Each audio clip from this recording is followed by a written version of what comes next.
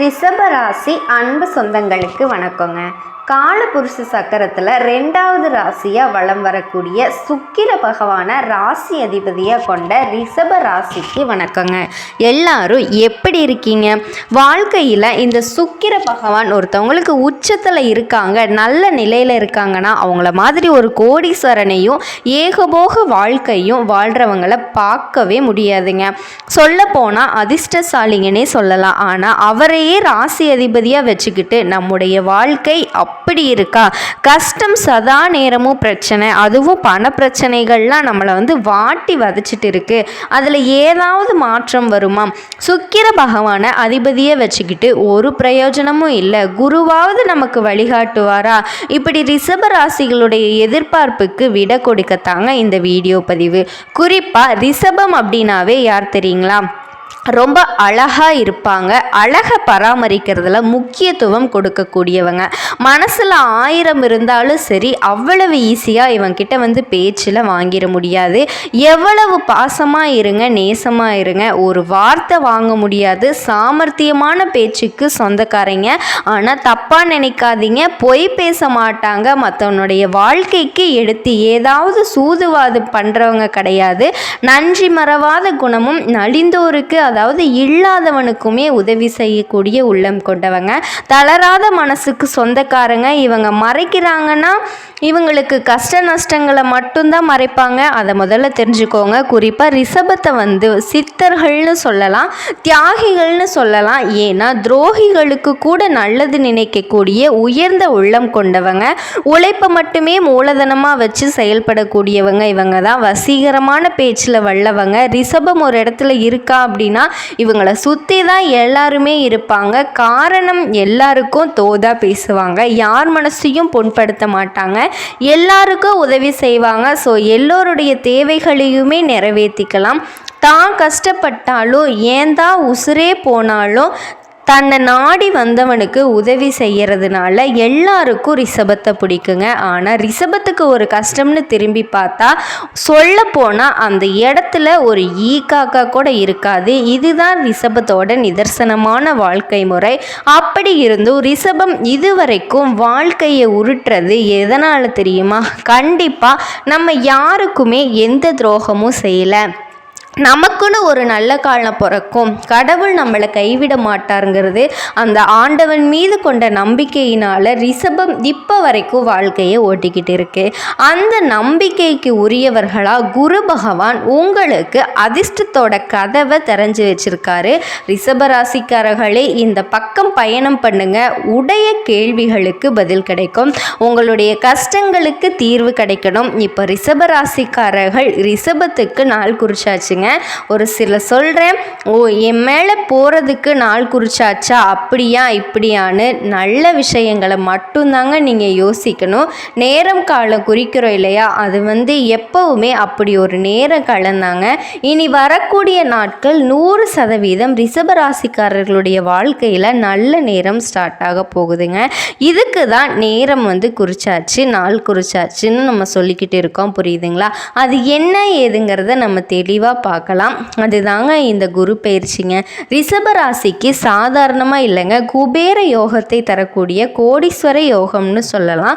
வருஷத்துக்கு ஒரு முறை குரு பயிற்சி நடக்கும். அதன்படி இந்த 2025ஆம் ஆண்டு குரு பயிற்சி ஆரம்பமாகுதுங்க. குரு பகவான் ரிஷபராசியிலிருந்து விலகி மிதுன ராசிக்கு பயிற்சி ஆகிறாரு. இது 12 ராசிக்காரர்களுக்குமே பலன் கொடுக்கும். பொதுவாக குரு என்ன பண்ணுவார்? நல்லதை மட்டும்தான் செய்வார். இருந்தாலும் அதிக அளவிலான அர்ப்பணங்களை கொடுக்கறது ஒரு சில ராசிக்காரர்களுக்கு கிடைக்கும். அந்த வகையில் செல்வம், மகிழ்ச்சி, குடும்பம், ஆரோக்கியம் இது எல்லாத்தோட தாக்கத்தையுமே ரிஷபத்துக்கு கொடுக்க போகிறாரு. ஜோதிட சாஸ்திரப்படி குரு பகவான் அப்படிங்கிறவர் யாருங்க? தனக்காரகன். குரு பகவான் பணத்துக்கு முக்கியமான கிரகம். தனம் பணம் ஒருவருக்கு நல்லா இருக்கணும்னா உங்கள் ஜாதகத்தில் குரு நல்லா இருக்கணுங்க. அது மட்டும் நல்லா இருந்துட்டா உங்களுடைய அதிபதி இருக்கார், அவர் சுகயோகத்துக்கு காரணமானவர். சுக்கிரன் கொடுக்கக்கூடிய பணத்தை கையில் வச்சுக்கலாம். ஆனால் குரு பகவான் கொடுக்கக்கூடிய பணம் பெரிய பெரிய அளவில் தாங்க இருக்கும். குறிப்பாக ஒருத்தர் ரொம்ப பணக்காரனாக செல்வந்தனாக இருக்கான், நல்ல கோடீஸ்வரனாக இருக்கான் அப்படின்னா அவனுக்கு குரு பலமாக இருப்பார். ஸோ அப்படிப்பட்ட ஒரு பலத்தை தான் குரு பகவான் ரிஷபராசிக்கு கொடுக்க போகிறாரு. இது கோடீஸ்வர குபேர யோகம். ரிஷபத்துக்கு தனஸ்தானத்தில் 2ஆம் வீட்டில் இருக்காருங்க. தனஸ்தானத்தில் தனகாரகன் இருப்பது மிகப்பெரிய ராஜயோகத்தை கொடுக்கும். அதாவது குரு பகவான் பணத்தை கொடுக்கக்கூடிய முக்கியமான கிரகம். ரிஷபத்துக்கு குருங்கிறது அஷ்டமபதியாக இருந்தாலும் கூட கோடீஸ்வரராக ரிஷபராசிகளோட ஜாதகத்தில் குரு பகவான் இருந்துக்கிட்டு இருப்பார். அதே மாதிரி நிறைய நல்ல விஷயங்களையும் கொடுப்பாரு, நல்ல இடத்துல உட்கார்றாரு. அஷ்டமாபதி இல்லைங்க, இந்த ரிஷப ராசியை பொறுத்த வரைக்கும் லாபாபதியே குரு பகவான் தான். குரு பகவான் நினச்சா மட்டும்தான் உங்களுடைய லாபத்தை கொடுக்க முடியும். அந்த வகையில் இந்த குரு பெயர்ச்சி ரிஷப ராசிக்கு மிகப்பெரிய லாபத்தை கொடுக்க போகுதுங்க. இப்போ தெளிவாக சொன்னால் திருக்கணித பஞ்சாங்கத்தின்படி இனி வரக்கூடிய நாட்களில் நிறைய நல்ல விஷயங்கள்லாம் குருவினால் நடக்க போகுது. இதுவரைக்கும் ஜென்ம குருவாக இருந்துட்டு சகல வகைகளையுமே பிரச்சனைகளையும் காரிய தடைகளையும் கொடுத்துட்டு வந்த குரு பகவான் இப்போ 2ஆம் இடத்துக்கு வர்றதுனால நிம்மதி பிறக்கும், தடைகள் விலகும், வீட்டில் சுப நிகழ்ச்சிகள் நடக்கும், தேக ஆரோக்கியம் கூடும். வங்கியில் அடமானம் ஏதாவது வச்சுருந்தீங்கன்னா வீட்டு பத்திரங்களை மீட்டு எடுப்பீங்க, நகநட்டை மீட்டெடுப்பீங்க. உங்களுடைய பேச்சில் ஒரு முதிர்ச்சி தெரியும். கூட பிறந்தவங்க கிட்ட உங்களுக்கு இருந்த அந்த உரசல் போக்கு இருக்கு இல்லையா, அது நீங்க போகுது. அதாவது கூட பிறந்தவன் கிட்ட உங்களுக்கு இருந்து வந்த அந்த சண்டை சச்சரவு கசப்பு எல்லாமே மாறப்போகுது. உடன்பிறப்புகளோட உங்களுக்கு உறவுங்கிறது வலுவாக இருக்க போகுது, இனிமையாக இருக்க போகுது. வீட்டில் ரிஷபம்னு சொன்னால் அதை யாருமே இது நாள் வரைக்கும் மதிச்சிருக்கவே மாட்டாங்க. நிலம் ஒரு ஆளா, நீயெல்லாம் ஒரு ஆளா அப்படிங்கிற மாதிரி ஒதுங்கி நின்றுப்பாங்க. அந்த நிலையில் மாற்றம் வருதுங்க. முயற்சிகளால் ஜான் ஏமாறுற சறுக்கும் இந்த கதை தான் இருந்துட்டு இருக்கும். ஒரு 8 வைக்கிறியா 10 8 சறுக்கு, நீ எல்லாம் எழுந்துச்சு வரியா அப்படிங்கிற மாதிரி தான் ரிஷபராசியோட வாழ்க்கை இத்தனை நாளாக இருந்துட்டு இருக்குங்க. சறுக்கிட்டே போயிட்டு இருந்தது. இனி அந்த அவல நிலைகள் அனைத்தும் மாறுதுங்க. நீங்கள் ஒரு 8 வைக்கணும்னு நினச்சிங்கன்னா உங்களை குரு 100 8 முன்னாடி கொண்டு போய் வைக்கிறாரு. நீங்கள் நடக்கணும்னு நினச்சா உங்களை பறக்க வைக்கிறாரு. அதே போல் வீட்டிலையும் சரி வெளியிலையும் சரி உங்கள் பேச்சுக்கு மதிப்பு கூடும், பணப்புழக்கம் நல்லா இருக்குங்க. குடும்பத்தில் மகிழ்ச்சி கிடைக்கும். வியாபாரம் உத்தியோகத்தில் நல்ல முன்னேற்றத்தை எதிர்பார்க்கலாம். உறவுக்காரகங்கள் எல்லாமே உங்களை தேடி வருவாங்க. சமூகத்தில் உங்களுடைய அந்தஸ்து கூடும், புதிய பொறுப்புகள் உங்களை சேரும். இது மட்டும் இல்லைங்க, குரு பகவானினுடைய பார்வையுடைய பலன்கள் பார்த்தோம்னா குரு பகவான் இருக்கக்கூடிய இடத்தை விட அவர் பார்வைக்கு தான் பலம் அதிகம் இல்லையா. அந்த வகையில் உங்கள் ராசிக்கு 6ஆம் இடத்தை பார்க்குறாரு. உங்களை எதிர்த்தவங்க எல்லாமே இனி விலகி ஓடிடும்.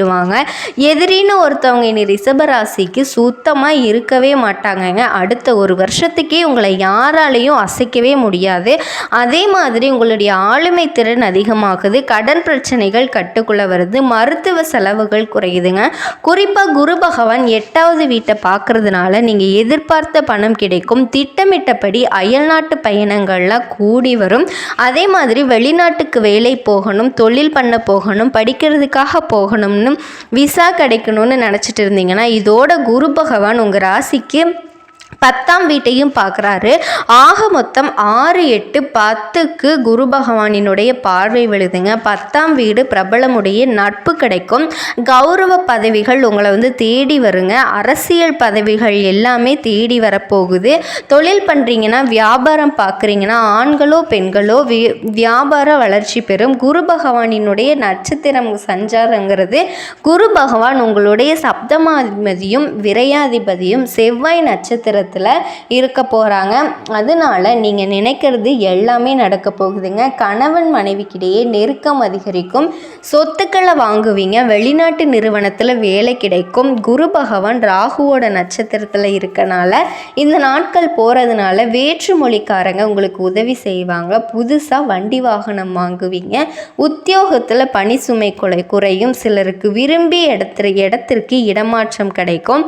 ஏன்னா ராகு பகவானை பொறுத்த வரைக்கும் தனியாக குணம் கிடைக்காது. குருவுடைய பார்வையில் ராகுவுடைய சேர்க்கை இருக்கிறதுனால குரு பண்ணுவார், நல்லது பண்ணுவார். ராகு என்ன பண்ணுவார், குரு கூட சேர்ந்தால குருவுடைய மொத்த நல்ல குணத்தையுமே இவரே எடுத்துக்கிட்டு பிரதிபலிக்கிறப்போ, அதாவது இந்த பாம்பு கிரகமான ராகு பகவான் உங்களுடைய ராசிக்கு நல்லதை எப்படி பண்ண போகிறாருன்னா, குரு பகவான் 1,00,000 ரூபாய் கட்ட கையில் கொடுத்து, இந்தாப்பா போயிட்டு இந்த ரிஷப ராசிக்கு ஒரு பயம் ரூபாய் கொடுத்துட்டு பிரித்து கொடுத்துட்டு வான்னு சொல்லி ராகு பகவான் என்ன பண்ணுவார்னா, அதெல்லாம் முடியாது அப்படின்னு 1,00,000 ரூபாயும் கொடுத்துட்டு குரு கொடுக்க நினச்சா ராகு கொட்டி கொடுக்குறாரு. புரியுதுங்களா? பல மடங்கு அதிர்ஷ்டம் உங்களுக்கு வரக்கூடிய நன்மைகளை தரப்போகுது. ரிஷப ராசிக்காரர்கள் இனி கவலைப்பட வேண்டிய அவசியமே இல்லைங்க. இனி நடக்கக்கூடிய நாட்கள், வரக்கூடிய நாட்கள் எல்லாமே உங்களுக்கு அமோகமாக இருக்க போகுது. வாழ்க வளமுடன். நாளும் கோளும் என்ன செய்யும், நம் அப்பன் முருகன் இருக்கையில். ரிஷப ராசி அன்பு சொந்தங்களுக்கு வணக்கங்க. இப்போ நம்ம என்ன விஷயத்தை பார்க்க போகிறோம் அப்படிங்கிறத தெரிஞ்சுக்கிறதுக்கு முன்னாடி, முருகப்பெருமான் குரு வழியில் குருவை நேசிப்போம், குருவை போற்றுவோம். நம்மளோட அப்பன் முருகனை ஒரு தடவை வேண்டிக்கலாம். முருகா போற்றி அப்படின்னு உங்கள் மனசார ஒரு தடவை எல்லாரும் நினச்சிக்கோங்க. இன்னைக்கு பார்க்கக்கூடிய பலன் என்ன அப்படின்னு பார்த்தோன்னா, உங்கள் வாழ்க்கையில் எதிர்பார்க்காத சில முக்கியமான பயிற்சி பலன் நடக்க போகுதுங்க. அதை பற்றி தான் இந்த வீடியோ பதிவில் நம்ம பார்க்க போகிறோம். எதிர்பார்க்காத முக்கியமான பயிற்சிகள், அதாவது ராகு கேது பயிற்சிங்க. ராகு போல் யாரும் கொடுக்க மாட்டார், கேது போல் யாரும் கெடுத்துட்டு கொடுக்க மாட்டார், இப்படி தாங்க சொல்லணும். ராகு கேதை இவரை கண்டு யாருமே ரொம்ப ஆச்சரியப்படக்கூடிய ஒரு கிரகம்தான் ராகு கேது பயிற்சி. அதாவது மீன ராசியிலிருந்து கும்ப ராசிக்கு பயிற்சி ஆகிறாரு. புரட்டாதி நட்சத்திரம் 4ஆம் பாதத்திலிருந்து 3ஆம் பாவத்துக்கு வர்றாரு. யார் வர்றாரு? ராகு பகவான் வர்றாருங்க. கால புருஷனுக்கு 11வது வீட்டில் லாபஸ்தானத்தில் குடும்ப ராசிக்கு ராகு. இது பயங்கரமான ஒரு விசேஷம்னா பார்த்துக்கோங்களேன். கேது பகவான் சூரிய பகவானோட வீட்டுக்கு வராரு. கரெக்டாக பாருங்கள், 18 மாதமும் பரபரப்பான மாதமாக தான் கண்டிப்பாக இந்த ராகு கேது அதிகமாக இருக்குங்க. ஏன்னா ஒவ்வொரு மனுஷனுக்கும் ராகு கேது வந்துட்டால் ஜாதக நோட்டை எடுத்துகிட்டு ஓடிடுவாங்க. அந்த அளவுக்கு இவங்க மேலே ஒரு பயனே வச்சுக்கோங்களேன். அந்த மாதிரி ஒரு எதிர்பார்ப்போடு இருக்கக்கூடிய பயிற்சி தான் இந்த பயிற்சி. ஏன்னா ஒரு மனுஷனை பெரிய லெவலுக்கு கொண்டு போகிறது ராகு, ஒரு மனுஷனை கெடுத்து நல்ல ஒரு அனுபவத்தை கொடுத்து யோகத்தை கொடுக்குறது கேது. அப்போ ராகு கேது நமக்கு நிறைய முக்கியமான கிரகம். இந்த கிரகத்துக்கு உருவம் கிடையாதுங்க. இவர் எந்த வீட்டில் இருக்காரோ அந்த வீட்டை சொந்த வீடாக எடுத்து வேலை செய்வாங்க. அன்பார்ந்த ரிஷப ராசி அன்பர்களே, சூப்பரான ராசினா ரிஷபராசி தாங்க. எப்போவுமே உங்கள் குடும்பத்து மேலே ரொம்ப அக்கறை எடுத்துட்டு ஒரு அன்பான குணம், ஒரு தன்மையான குணம், ஒரு பயங்கரமான ஒரு கற்பனையான குணம் யார்கிட்ட இருக்குன்னா உங்ககிட்ட தாங்க இருக்கும். ரிஷப ராசிக்காரங்க ரொம்ப கற்பனைவாதிகள், நிறைய கவலைகளை விரும்பக்கூடிய நபர்கள், நிறைய கலைகளில் விரும்பக்கூடிய நபர்கள். என்ன சொல்லணும்னா நிறைய கலைகளை விரும்பக்கூடிய நபர்கள். யார் இந்த ரிஷபராசிக்காரங்க? ஒரு வேலையை ஒப்படைச்சிட்டிங்க அப்படின்னா அந்த வேலையோட கேரக்டருமாவே மாறி அந்த வேலையை முடிக்கக்கூடிய பயங்கரமான மைண்ட் பவர் யார்கிட்ட இருக்குன்னா ரிஷபராசிக்காரங்க உங்ககிட்ட தாங்க இருக்குது. உணவு பிரியர், நல்ல ரசித்து ரசனையாக சமைப்பீங்க. கமிஷன் ஏஜென்சி, கம்ப்யூட்டர் சம்மந்தப்பட்ட விஷயம், டீச்சிங் லைனில் பெரிய ஆளாக இருக்கிறது, பேங்க்கில் வேலை பார்க்குறது, ஒரு பொறுமையான வேலையை எடுத்து பார்க்கக்கூடிய குணம் எல்லாமே உங்ககிட்ட அதிகமாக இருக்கும். ஒரு விஷயம் முடிவு பண்ணிட்டா அதிலிருந்து பின்வாங்க மாட்டாங்க. இதுதாங்க ரிஷபம். ரிஷபங்கிறது ஒரு பெரிய ராசிங்க. உழைக்கக்கூடிய ராசிக்காரங்க. நீங்கள் உழைப்பை மட்டும்தான் போட்டுக்கிட்டே இருப்பீங்க. குடும்பத்து மேலே ரொம்ப அக்கறை எடுத்துக்கிட்டே இருப்பீங்க. கணவனாக இருந்தாலும் சரி, மனைவியாக இருந்தாலும் சரி, ரொம்ப நாகரிகமான குணம் உங்ககிட்ட தான் இருக்குது. ஒரு இடத்துக்கு போனீங்க அப்படின்னா நீட்டாக நல்லா பர்சனாலிட்டியாக போவீங்க. ரொம்ப நாகரிகமாக இருக்கணும், ஜென்டில்மேனாக இருக்கணுங்கிற எண்ணங்கள் உங்ககிட்ட நிறைய இருக்கும். எப்படி மாயாஜால ராஜயோகத்தை கொடுக்க போகுது அதுதாங்க. அது என்னங்க மாயாஜால ராஜயோகம்? ஏன்னா இந்த கிரகத்தை நீங்கள் பார்க்க முடியாது. மற்ற 7 கிரகத்தை நீங்கள் பார்க்கலாம், எப்படியோ பார்த்துடலாம். ஆனால் ராகு கேதை பார்க்கவே முடியாது. ராகு அப்படிங்கிறது பாருங்கள் நிழல் கிரகம். நம்மோட உருவத்தில் நிழல் இருக்குது பார்த்தீங்களா, அப்படிப்பட்ட கிரகம் தான். சூரியனே விழுங்கக்கூடிய சக்தி இந்த ராகு கேதுக்கு இருக்குங்க. அதனால் ஒரு மனிதனை அப்படியே அந்த மனித மாதிரியே ஒரு விஷயத்தை முடிக்கக்கூடிய சக்தி இந்த ராகு கிட்ட இருக்குது. ஒரு மனுஷனுக்கு ராகு மட்டும் பலமாக இருந்துச்சுங்களா வச்சுக்கோங்களேன், எப்படிப்பட்ட ஒரு விஷயத்தையும் பயங்கரமாக சாதிச்சிருவார். என்ன பிரம்மாண்டம்! ராகுங்கிறது பிரம்மாண்டம். வெளிநாட்டவர் வெளியூர் எல்லாமே வந்துட்டு ராகு தாங்க. நம்மோட தாத்தாவை அப்பாவுடைய தாத்தாவை காட்டக்கூடிய ராகு. சொல்லுவாங்கள்ல, தாத்தா உனக்கு சொத்து இருக்குப்பா, உனக்கு என்னப்பா என்ன காவல், அப்பா ஜாதகத்தை எடுத்து பாருங்க, ராகு நல்லா இருப்பாருங்க. தாத்தா சம்பாரிச்சு வச்சுட்டு போயிருப்பாரு, அதை அனுபவிக்க அவர் பிறந்திருக்காருன்னு அர்த்தம். அதே மாதிரி பார்த்தீங்க அப்படின்னா அந்த ரகசியத்தை எடுக்கக்கூடிய விஷயம், அந்த நிறைய பேர் இந்த விஷயம் சம்மந்தப்பட்ட பொருள் எல்லாம் விழுறாங்க பாருங்க. இந்த உரக்கடை வச்சுருக்கவங்க, மருந்து பொருள் வியாபாரம் பண்ணுறது, மருத்துவத்தில் பெரிய ஆளாக இருக்கிறது, சிறைச்சாலையில் வேலை பார்க்குறது, இது எல்லாமே பாருங்கள் இந்த ராகு பகவான் வருவார். கேதுங்கிறது என்ன? ஆன்மீக முனிவர்கள், சித்தர்கள், மகான்கள், ரிஷிமார்கள், இதெல்லாம் வந்து கேது பகவான். கேது பகவான் வந்தால் தன்னை மறந்து ஒரு இடத்துக்கு போகிறது. இதுதான் கேது பகவானினோட அமைப்புகள். நிறைய பேர் பாருங்கள் இந்த ராகுவோட ஆதிக்கத்தில் அந்த மட்டன் ஸ்டால் வச்சுருக்கக்கூடிய அமைப்புகள்லாம் பாருங்கள் வெளிநாட்டு நபர்கள். இந்த ஊழல் ராகு சொல்கிறாங்கல்ல, அரசியல் அரசாங்கம், ராகு பகவானும் கேது பகவானும் நல்லா இருந்தால் தான் பண்ண முடியும். அப்படிப்பட்ட ராகு கேது பெயர்ச்சியை பற்றி தான் நம்ம பார்க்க போகிறோம். இதில் கடைசி வரைக்கும் வீடியோ பாருங்கள். ஒவ்வொரு நட்சத்திரத்துக்கும் சரி நம்ம ஒவ்வொரு விதமான பலனை கொடுக்குறோம். இதுக்கு முன்னாடி ராகு உங்களுக்கு இங்கே இருந்தார். உங்களோட 5ஆம் பாவத்தில் கேது இருந்துச்சு, 11ஆம் பாவத்தில் 11ஆம் இடத்துல ராகு இருந்தார். குருவோட வீட்டில் இந்த குரு உங்களுக்கு வக்கரமாக இருந்தார். ஒரு 3-4 மாதம் போட்டு படுத்தி எடுத்துட்டாருங்க. படாத பாடுபட்டுட்டீங்க. ஏன்னா ஜென்ம குருவாக இருந்தாரா. ரிஷபராசியில் இங்கே இந்த சைடு ராகு, அதாவது ராகு பகவான் உங்களுக்கு 11ஆம் இடத்துல இருந்தார். குருவோட வீட்டில் எல்லாத்தையும் ஏமாற்றிட்டார். ராகு ஏதோ ஒரு காசு வர மாதிரி வந்திருக்கும் உங்களுக்கு, நல்லா பார்த்து ரிஷபராசிக்காரங்க ஏதோ பணம் வர மாதிரி வந்திருக்கும். பணம் வந்த மாதிரி போயிருக்கும். எனக்கு எல்லாமே வருதுங்க, எல்லாமே நடக்குது, கடைசியில் ஏமாந்துடுறேன். எத்தனை பேர் ரிஷபராசியை கேளுங்களேன், ஆமான்னு தான் சொல்லுவாங்க. பெருங்கூட பணம் வந்து இன்கம், லாபம் வந்து வருமானத்தில் ஏமாற்றத்தை பார்த்துருப்பாங்க. நல்லா பார்த்துக்கோங்க, காசு பணத்தில் ஏமாற்றத்தை பார்த்துருப்பாரு.